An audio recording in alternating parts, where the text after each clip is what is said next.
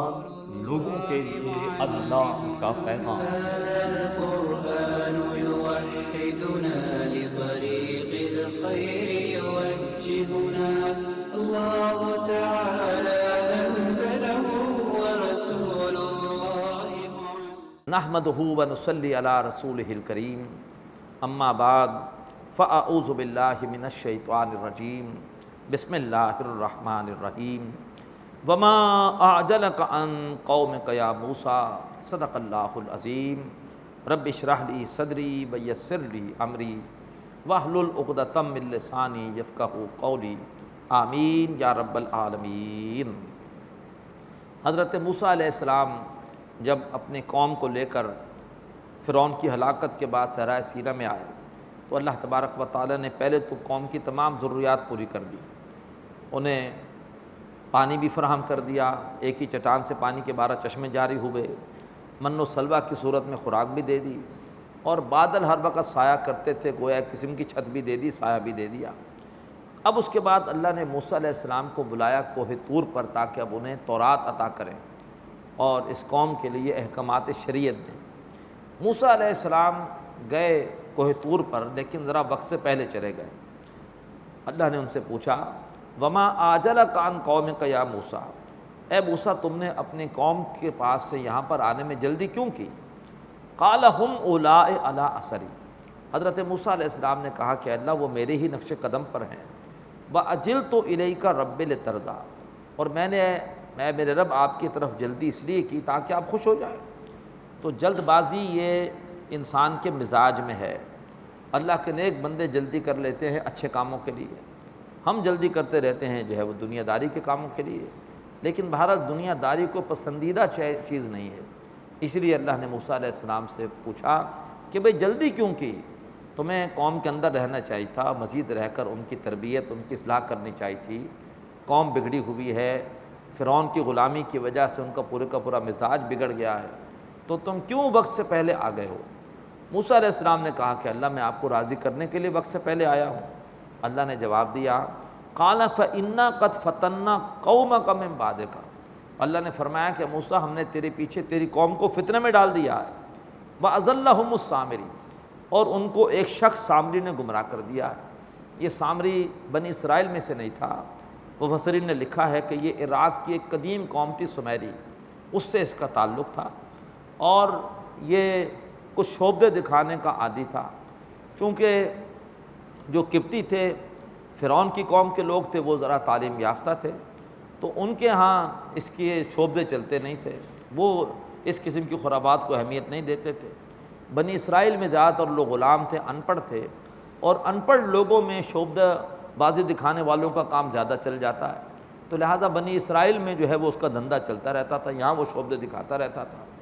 اب جب بنی اسرائیل ہجرت کر کے آئے جو ہے وہ صحرائے سینا کی طرف، تو اس نے کہا کہ میرے سارے گاہک تو ہجرت کر رہے ہیں، تو یہ بھی ان کے ساتھ جو ہے وہ شامل ہو کر ہجرت کر کے اور صحرائے سینا میں آ گیا، اور یہاں بھی انتظار میں تھا کہ کوئی شعبدہ دکھائے اور اس کے ذریعے سے کوئی جو ہے وہ اپنی شہرت حاصل کرے۔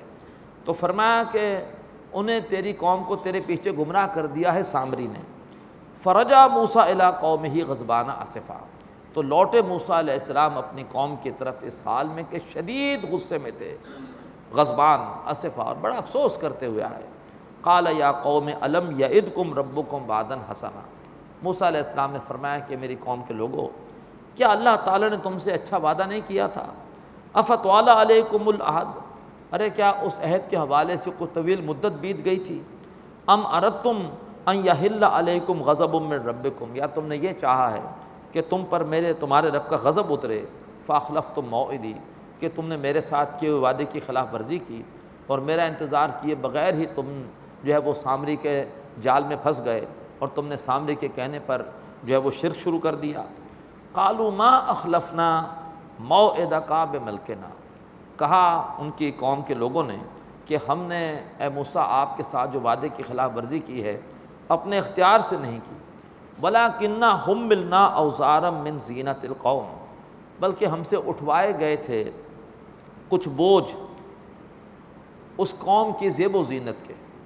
اب یہ مختلف اس کے بارے میں روایات ہیں کہ یہ زیب و زینت کے یا زیورات کے کون سے بوجھ تھے، لیکن جو رائے صحیح محسوس ہوتی ہے وہ یہی ہے کہ جب فرعون کا لشکر غرق ہوا ہے اور بعد میں جو ہے وہ موجوں نے ان کی لاشوں کو ساحل پر پھینکا ہے، تو بنی اسرائیل نے دیکھا کہ ان کی لاشیں جو پڑی ہوئی ہیں، تو جو سونے کے کنگن پہنے ہوئے تھے فرعون کے لشکر کے لوگوں نے ایک دم یہ بھاگ کر گئے ہیں اور جا کر وہ کنگن وغیرہ اتار لیے ہیں۔ یہ غلام قوم کے لیے تو بہت بڑی دولت تھی، وہ تو ترسے ہوئے تھے اس قسم کی چیزوں کو، تو جیسے دیکھا کہ اب یہ لاشیں ہیں اور ان لاشوں میں وہ سونے کے مختلف قسم کی زیب و زینت کی چیزیں ہیں، تو جا کے ایک دم اتار کے اور ہر ایک نے کوشش کی، خوب لوٹا۔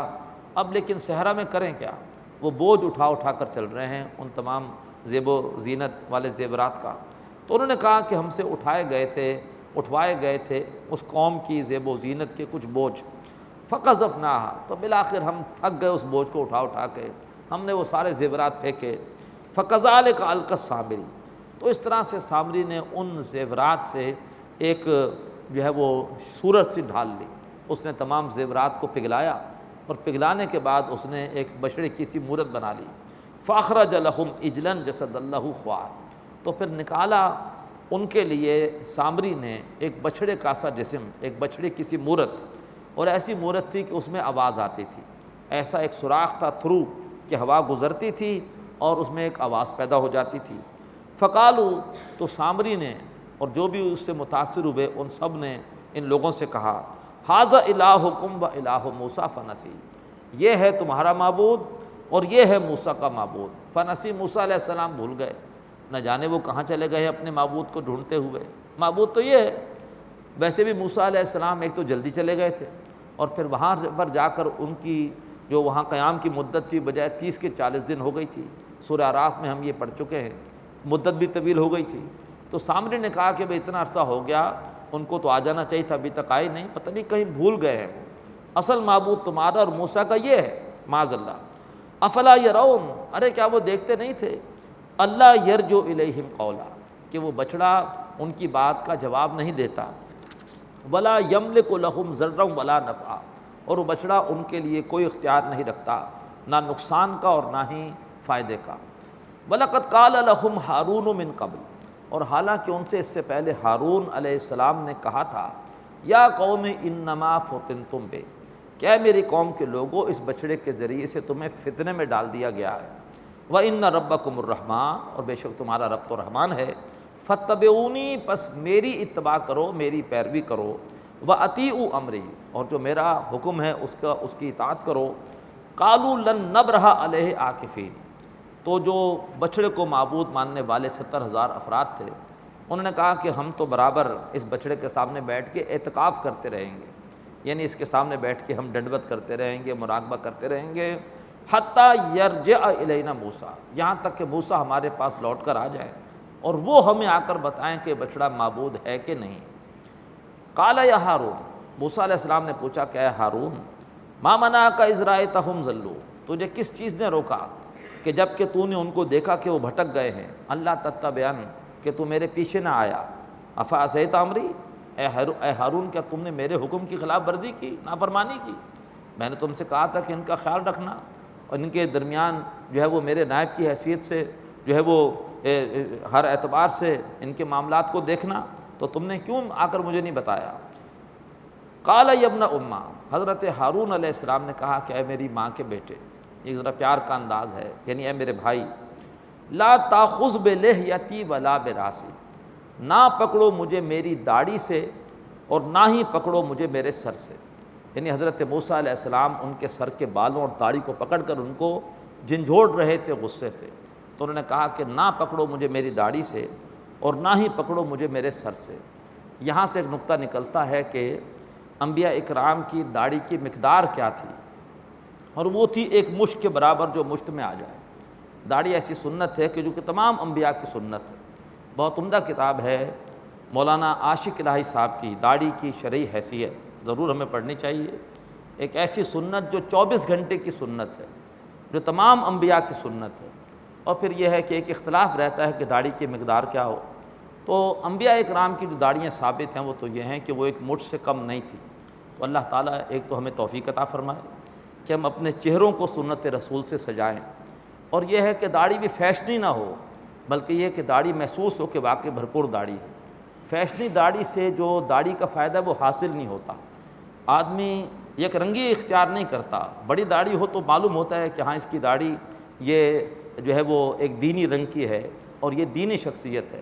فیشنی داڑھی سے آدمی ہر محفل میں ایڈجسٹ ہو جاتا ہے، ٹوپی پہن کر آ جاتا ہے مولویوں کے درمیان تو مولوی بن جاتا ہے، اور اگر ٹوپی اتار کے سن گلاسز پہن لے تو پھر وہ مسٹر بن جاتا ہے، اس طرف نکل جاتا ہے۔ لیکن یہ کہ اگر داڑھی اس کی بڑی ہو تو پھر محسوس ہوتا ہے کہ یہ شخص یکسو ہے، سنجیدہ ہے، سیریس ہے، یہ واقعی اس نے داڑھی جو ہے وہ سنت کے اعتبار سے رکھی ہوئی ہے۔ تو اللہ تبارک و تعالی ہمیں داڑھی رکھنے کی توفیق عطا فرمائے۔ اور یہ ہے کہ فیشنی نہیں، اللہ کے رسول کی داڑھی اتنی بڑی تھی کہ سینہ آپ کا اس سے بھر جاتا تھا، اسی سے داڑھی کا صحیح نور اور فائدہ اس سے حاصل ہوتا ہے۔ نہ جانے ہمارا انتقال کب ہو جائے اور نہ جانے کس صورت کے ساتھ ہم اللہ کے رسول کے سامنے حاضر ہوں۔ ایران سے 3 اشخاص آپ کے پاس آئے، چہرے سے داڑھیاں صاف تھی، مونچھیں بڑھی ہوئی تھی، تو آپ نے غصے سے اپنا چہرہ ان سے پھیر لیا۔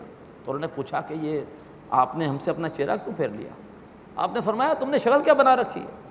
کہا جی ہمیں ہمارا ایران کا بادشاہ کہتا ہے داڑھیاں صاف کرو، مونچھیں بڑھاؤ۔ تو آپ نے بڑے جلالی انداز سے کہا کہ مجھے میرے رب نے کہا ہے کہ داڑھی بڑھاؤ، مونچھیں کترواؤ۔ اس حدیث کی بنیاد پر مفتی ولی حسن ٹونکی رحمۃ اللہ علیہ کا فتویٰ ہے کہ داڑھی سنت نہیں، داڑھی رکھنا واجب ہے، اس لیے کہ اللہ کا حکم ہے۔ تو اللہ تبارک و تعالی ہمیں اس حوالے سے جو بھی مغرب کے ہم پر اثرات ہیں، اللہ تعالیٰ میں ان اثرات سے محفوظ فرمائے، اور اللہ تعالیٰ ہمیں سنت کے قریب سے قریب ہونے کی توفیق عطا فرمائے۔ حضرت ہارون علیہ السلام نے ان سے کہا موسیٰ علیہ السلام سے کہ اے میری ماں کے بیٹے یعنی میرے بھائی، مجھے میرے سر کے بالوں اور میری داڑھی سے مت پکڑو، انی خشیت ان تقول فرقت بین بنی اسرائیل، میں ڈرتا تھا کہ تم یہ کہو گے کہ تم نے بنی اسرائیل کے درمیان تفرقہ پیدا کر دیا۔ اگر میں زیادہ زور دیتا تو ہوتا یہ ہے کہ بنی اسرائیل میں ایک آپس میں جنگ شروع ہو جاتی، جو موحد تھے اور جو مشرک تھے آپس میں لڑ پڑتے، اور جب قبیلوں کے درمیان جنگ شروع ہو جائے قبائلی ماحول میں تو پھر کوئی اصلاح کا معاملہ بہت مشکل ہو جاتا ہے۔ تو لہٰذا انہوں نے کہا کہ میں نے تفرقے کو روکنے کے لیے، اور خاص طور پر چونکہ ان کو معلوم تھا کہ یہ خود تسلیم کر رہے ہیں کہ موسیٰ علیہ السلام کے آنے پر ان کی بات مان لیں گے، ایک اصلاح کا انہیں امکان نظر آ رہا تھا، تو پھر انہوں نے وقتی طور پر جو ہے وہ زیادہ سختی نہیں کی کہ خدا نہ خواستہ اگر جنگ و جدال باہم شروع ہو گیا، تفرقہ پیدا ہو گیا، تو پھر اس آگ کو بجھانا وہ مشکل ہو جائے گا۔ تو یہ ہمارے دین میں ہے تو جو ہے وہ تفرقے کے حوالے سے جو لوگ بھی تفرقہ پیدا کرنے کی کوشش کرتے ہیں وہ بہت بڑا جرم کرتے ہیں۔ اللہ تعالی ہمیں امت کو جوڑنے کی توفیق عطا فرمائے، نہ کہ بعض ایشوز کو کھڑا کر کے اور امت کو 2 گروہوں میں بانٹنے کی ہم غلط حرکت کریں۔ فرمایا انی خشیت ان تقول فرقت بین بنی اسرائیل، بے شک میں ڈرتا تھا کہ آپ کہیں گے کہ تم نے بنی اسرائیل کے درمیان ایک جو ہے وہ جدائی اور تفریق اور پھوٹ ڈال دی، ولم ترکب قولی، اور تم نے میری بات یاد نہ رکھی۔ قال فما خطبک یا سامری، پھر پوچھا موسیٰ علیہ السلام نے اے سامری تمہارا کیا معاملہ ہے؟ قال بصرت بما لم یبصروا بہ، اس نے کہا سامری نے کہ میں نے وہ کچھ دیکھا جو کہ یہ سب لوگ نہیں دیکھ سکے، میں نے خاص چیز دیکھی۔ فقبضت قبضۃ من اثر الرسول، تو میں نے رسول کے نقش قدم سے ایک مٹھی بھر لی خاک کی، فنبذتھا، اور وہ خاک کی مٹھی میں نے بچڑے کی مورت پر ڈالی اور اس سے اس کے اندر آواز پیدا ہو گئی۔ کذالک سولت لی نفسی، اور میرے نفس نے مجھے اسی کی صلاح دی، میرے نفس نے مجھے یہی کچھ سکھایا۔ اب یہاں رسول سے مراد کون ہے اس کے بارے میں جو ہے وہ مختلف آراء ہیں، اور جو بعض آراء کے اوپر پھر بڑے سوالات بھی پیدا ہوتے ہیں، لیکن یہ ہے کہ مجھے مولانا مودودی رحمۃ اللہ علیہ نے جو یہاں پر بات لکھی ہے میں وہی بیان کر دیتا ہوں، وہی جو ہے وہ مختلف قسم کے اشکالات سے بچانے والی بھی ہے، کہ اس نے حضرت موسیٰ علیہ السلام کی خوشامد کی کوشش کی کہ ان کو آپ کی اہمیت کا احساس نہیں، مجھے احساس ہے، اور آپ کے اندر تو وہ برکتیں ہیں کہ آپ کے نقش قدم میں بھی بڑی برکت ہے، کہ میں نے ایک مرتبہ آپ کے نقش قدم سے ایک جو ہے وہ مٹی کی مٹھی بھر کے اپنے پاس رکھ لی تھی، اس میں ایسی تاثیر تھی کہ جب میں نے بچڑے کی مورت بنائی اور میں نے اس پر وہ مٹھی ڈالی خاک کی تو جو ہے وہ اس کے اندر آواز پیدا ہو گئی۔ تو گویا اس نے حضرت موسیٰ علیہ السلام کی خوشامد کرنے کی کوشش کی۔ قالا فاذهب، لیکن موسیٰ علیہ السلام کہاں اس کے جال میں آنے والے تھے۔ موسیٰ علیہ السلام نے کہا کہ چلا جا یہاں سے، فَإِنَّ لَكَ فِي الْحَيَاةِ أَن تَقُولَ لَمْ مِسَاس، بس بے شک اب تیرے لیے اس دنیا کی زندگی میں یہ سزا ہے کہ تو یہ کہے گا کہ میرے پاس نہ آؤ، مجھے نہ چھو۔ کوئی سامری کے پاس جاتا تھا تو اس سے اس کا بخار اور بڑھ جاتا تھا، تو وہ اچھوت بن گیا اور وہ لوگوں کو کہتا تھا کہ دور ہٹو، میرے پاس کوئی نہ آئے۔ وَإِنَّ لَكَ مَوْعِدًا لَن تُخْلَفَهُ، اور تیرے لیے ایک ایسا دن، ایک ایسے دن کا، ایک ایسے عذاب کا بھی وعدہ ہے کہ جس کے حوالے سے تجھ سے خلاف ورزی نہیں کی جائے گی، یعنی تجھے ایک اور عذاب بھی پہنچایا جائے گا، اس کا بھی تجھ سے وعدہ ہے۔ وَانظُرْ إِلَىٰ إِلَٰهِكَ الَّذِي ظَلْتَ عَلَيْهِ عَاكِفًا، اور ذرا دیکھ اپنے معبود کی طرف کہ تو جس کے سامنے سارا دن ڈنڈوت کرتا رہتا ہے، مراقبہ کر کے بیٹھا رہتا ہے۔ لَنُحَرِّقَنَّهُ، ہم ضرور تیرے اس معبود کو جلا دیں گے۔ ثُمَّ لَنَنسِفَنَّهُ فِي الْيَمِّ نَسْفًا، اور پھر ہم ضرور اس کی راکھ کو دریا کے اندر بہا دیں گے۔ اب ان آیات کو سامنے رکھتے ہوئے مولانا مناظر احسن گیلانی صاحب نے ایک دلچسپ رائے دی ہے، لیکن بہرحال ایک رائے ہے ان کی، کوئی قرآن و حدیث نہیں ہے۔ ان کی رائے یہ ہے کہ تاریخ میں یہ ہے کہ جو یہود کے 12 قبیلے تھے ان میں سے ایک قبیلہ غائب ہو گیا جس کا پتہ نہیں چلتا، دی لاسٹ ٹرائب۔ ان کی رائے یہ ہے کہ وہ قبیلہ بھٹک کر جو ہے وہ آ گیا ہندوستان، یہ جو آریہ یہاں پر آئے تھے یہ بھی یہودی تھے، لہٰذا یہاں پر ہندوؤں میں بہت ساری وہ چیزیں ہیں مشترک جو یہودیوں کے ساتھ ان کی بہت ساری چیزیں مشترک ہیں، جیسے جو ہے وہ گیروا رنگ، زرد رنگ کی گائے ان کے ہاں مقدس تھی، ہندوؤں کے ہاں بھی زرد رنگ بڑا مقدس ہے۔ اسی طریقے پر یہاں پر بھی وہ اچھوت کا تصور ہے کہ جس کو سزا دینے اس کو اچھوت بنا دیتے ہیں، سامری کو اچھوت بنا دیا گیا۔ یہ بھی اپنے مردوں کو جلا کر ان کی راکھ دریا میں بہا دیتے ہیں، جیسے کہ بچھڑے کو جلا کر اس کی راکھ دریا میں بہا دی گئی۔ تو کچھ اور بھی انہوں نے اس قسم کی جو قدر مشترک ہے وہ ان دونوں کے درمیان رکھے ہیں کہ یہود اور ہنود اصل میں ایک ہی ہیں، دونوں کی سوچ بنیے والی ہے، دونوں کے ہاں سود خوری ہے۔ تو یہ ایک ان کی رائے ہے دلچسپی کے لیے، واللہ عالم۔ انما الہکم اللہ الذی لا الہ الا ہو، بے شک تمہارا معبود اللہ ہے کہ جس کے سوا اور کوئی معبود نہیں۔ وسع کل شیء علما، اور وہ اللہ تعالیٰ ہر چیز پر علم کے اعتبار سے چھایا ہوا ہے۔ کذالک نقص علیک من انباء ما قد سبق، اسی طرح سے نبی صلی اللہ علیہ وآلہ وسلم ہم آپ کو سناتے ہیں وہ احوال، وہ خبریں، وہ واقعات جو اس سے پہلے گزر چکے۔ وقد آتیناک من لدنا ذکرا، اور آپ کے پاس ہماری طرف سے نصیحت اور یاد دہانی آ چکی۔ من اعرض عنہ، تو جس نے اس یاد دہانی سے اعراض کیا، فإنہ یحمل یوم القیامت وزرا، تو بے شک وہ قیامت کے دن اٹھائے گا ایک بوجھ، خالدین فیہ، اور وہ اس بوجھ کے ساتھ ہمیشہ ہمیش رہیں گے۔ وساء لہم یوم القیامت حملا، اور روز قیامت جو ان کے لیے وہ بوجھ ہوگا وہ بہت ہی برا ہوگا۔ یہ بوجھ کس کے لیے ہوگا؟ جو اللہ تبارک و تعالیٰ کی بیان کردہ ان تعلیمات اور اس یاد دہانی سے اعراض کرے۔ اللہ تعالیٰ ہمیں اپنی تعلیمات سے جڑا رہنے کی توفیق عطا فرمائے۔ یوم ینفخ فی الصور، اس روز جب کہ صور میں پھونک ماری جائے گی۔ وَنَحْشُرُ الْمُجْرِمِينَ يَوْمَئِذٍ زُرْقًا، اور اس روز ہم کچھ مجرموں کو اٹھائیں گے اس حال میں کہ خوف سے ان کی آنکھیں نیلی ہوں گی۔ کچھ مجرموں کی بینائی ہوگی نہیں، اندھے اٹھائے جائیں گے، اس کا ذکر بھی اسی صورت میں آئے گا۔ اور کچھ مجرم ایسے ہوں گے کہ خوف سے ان کی آنکھیں نیلی ہوں گی۔ یتخافتون بینہم، اور وہ چپ کے آپس میں باتیں کر رہے ہوں گے۔ الا بستم الا عشرا، ایک دوسرے سے کہہ رہے ہوں گے کہ تم دنیا میں نہیں رہے تھے مگر 10 دن۔ نحن اعلم بما یقولون، ہم خوب جانتے ہیں کہ وہ آپس میں کیا باتیں کر رہے ہوں گے۔ اذ یقول امثلہم طریقۃ، جب کہ ان میں سے جو سب سے زیادہ سمجھدار ہے وہ ان سے کہے گا الا بستم الا یوما، کہ تم دنیا میں نہیں رہے مگر صرف ایک دن۔ وَيَسْأَلُونَكَ عَنِ الْجِبَالِ، اے نبی وہ آپ سے پوچھتے ہیں پہاڑوں کے بارے میں۔ فَقُلْ يَنسِفُهَا رَبِّي نَسْفًا، اے نبی ان سے کہیے کہ ان پہاڑوں کو میرا رب بکھیر دے گا اڑا کر، یعنی قیامت کے دن یہ پہاڑ بھی سارے کے سارے بکھیر دیے جائیں گے۔ فَيَذَرُهَا قَاعًا صَفْصَفًا، اور پھر اللہ تعالیٰ زمین کو چھوڑ دے گا ایسے کہ وہ بالکل صاف میدان نظر آئے گی۔ لا تری فیہا عوجا ولا امتا، تمہیں زمین میں نہ کوئی موڑ نظر آئے گا اور نہ کوئی ابھار نظر آئے گا۔ موڑ ہوتے ہی پہاڑوں کی وجہ سے ہیں جن کی وجہ سے مڑنا پڑتا ہے۔ فرمایا کوئی نہ پہاڑ بچے گا، نہ کوئی تمہیں اس میں ٹیلا نظر آئے گا، نہ کوئی خم یا موڑ نظر آئے گا۔ یومئذ یتبعون الداعی لا عوج لہ، اس روز سب کے سب لوگ ایک پکارنے والے کی پکار کی آواز کے پیچھے دوڑیں گے جس کی آواز میں کوئی ٹیڑھ نہیں ہوگی۔ میدان حشر سے وہ آواز لگائی جائے گی اور سب لوگ دوڑتے میدان حشر کی طرف جائیں گے۔ وخشعت الاصوات للرحمن، اور آوازیں اس روز رحمان کی وجہ سے بالکل پست ہو جائیں گی، رحمان کے خوف سے آوازیں پست ہوں گی۔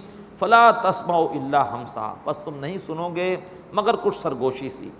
یومئذ لا تنفع الشفاعہ، شفاعت کے حوالے سے بڑی اہم آیت آ رہی ہے کہ قیامت کے دن شفاعت کا صحیح تصور کیا ہے۔ یومئذ لا تنفع الشفاعہ، اس روز کوئی سفارش فائدہ نہ دے گی، الا من اذن لہ الرحمن، مگر اس کی سفارش جس کو رحمان خود اجازت دے گا کہ ہاں آپ جو ہے وہ اس گناہگار بندے کے لیے دعا کیجئے، سفارش کیجئے۔ ورضی لہ قولا، اور جس کے لیے رحمان سفارش کروانا پسند کرے گا، یعنی رحمان طے کرے گا کہ سفارش کس کے لیے کروائی جائے اور کس سے کروائی جائے۔ کون سفارش کرے گا؟ اللہ تبارک و تعالیٰ بہتر جانتا ہے۔ انبیاء اکرام کو تو اللہ نے چنا ہے، ان سے تو امید ہے کہ وہ ضرور سفارش کریں گے، لیکن انبیاء اکرام کے بعد ہمیں کسی کا نہیں پتہ۔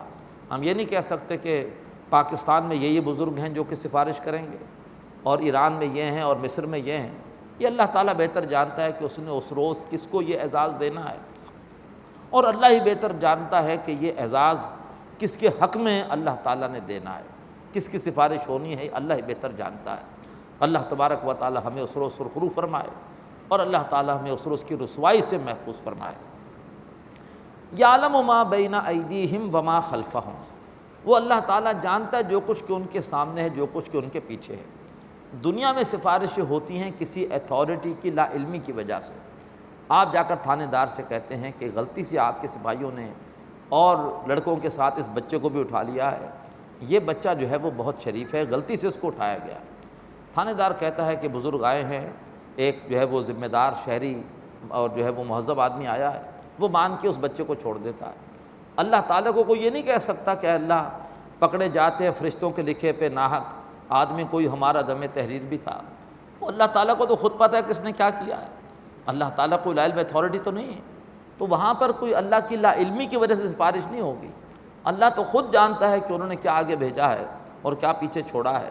ولا یحیطون بہ علما، اور وہ اللہ تبارک و تعالیٰ کے علم کے حوالے سے کوئی بھی احاطہ نہیں کر سکتے۔ اللہ کا علم بڑا وسیع ہے، اللہ جتنا چاہتا ہے کسی کو علم دے دیتا ہے۔ تو سفارش کا صحیح تصور یہ ہے کہ ایک آدمی نے کوشش کی، نیکی کی، لیکن قریب جا کر جو ہے وہ کامیابی سے رہ گیا، اسے پاس ہونے کے لیے گریس مارکس کی ضرورت ہے، تو اللہ تبارک و تعالیٰ اسے گریس مارکس اپنی رحمت سے دے گا سفارش کے نتیجے میں، کہ اللہ اپنے کسی نیک بندے کی عزت افزائی کرے گا کہ آپ اس کے حق میں دعا کریں، وہ دعا کریں گے اور اللہ تبارک و تعالیٰ اس کو جو ہے وہ جو بھی تھوڑی سی کمی ہوگی پوری کر کے اللہ اسے معاف کر کے اور جنت میں بھیج دے گا۔ وَأَنَتِ الْوُجُوهُ لِلْحَيِّ الْقَيُّومِ، اور چہرے اس روز جھکے ہوئے ہوں گے اس ہستی کے لیے جو الحی ہے، جو آپ سے آپ زندہ ہے، القیوم، اور جو دوسروں کو بھی زندہ رکھے ہوئے ہے۔ وَقَدْ خَابَ مَنْ حَمَلَ ظُلْمًا، اور وہ ناکام ہو گیا جس نے کہ ظلم کا بوجھ اٹھایا۔ وَمَنْ يَعْمَلْ مِنَ الصَّالِحَاتِ وَهُوَ مُؤْمِنٌ، اور جس نے بھی اچھا عمل کیا اور وہ پھر مومن بھی تھا، اس کا عمل اخلاص کے ساتھ تھا، فلا یخاف ظلما ولا ہضما، تو اس سے کوئی ڈر نہیں ہونا چاہیے، نہ کسی زیادتی کا اور نہ ہی کسی کمی کا۔ وَكَذَلِكَ أَنزَلْنَاهُ قُرْآنًا عَرَبِيًّا، اسی طرح سے ہم نے اسے اتارا ہے قرآن عربی کی صورت میں۔ کسے؟ اس قرآن کو جو لوح محفوظ میں ہے، ہم نے اسے زبان عربی کے سانچے میں نازل کیا۔ وَصَرَّفْنَا فِيهِ مِنَ الْوَعِيدِ، اور اس میں ہم نے بار بار اپنی جو وعید تھی، جو آخرت میں حساب کتاب کے حوالے سے خبر تھی، ہم نے اس کو بار بار مختلف انداز سے بیان کیا۔ کیوں؟ لعلہم یتقون، تاکہ وہ اللہ کی نافرمانی سے بچیں اور آخرت میں جواب دہی کے لیے تیاری کریں۔